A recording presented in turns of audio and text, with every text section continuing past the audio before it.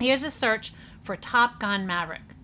This screen is definitely not your typical search results listing. You can see all kinds of information, such as the rating and show times, the cast, and more, right? But as you scroll down, get to the list of results, you see that some of the listings have additional information, such as the rating there, maybe the production companies, maybe how much the movie has grossed. And then below that, you can see a section for People Also Ask. There we can see some FAQs listed. Wouldn't it be amazing if your website could appear in this section?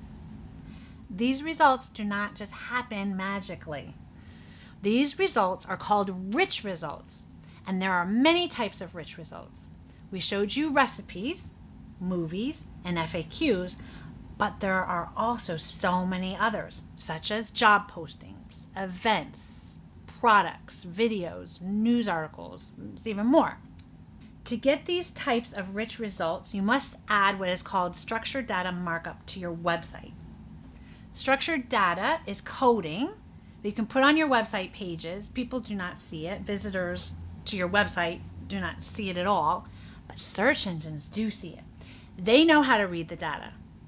And when a search engine indexes a website and finds the structured data on the pages, it will use that information to understand what your site is about in a better way and return your website so that it looks differently like the examples we just showed you. Can you see the value in structured data?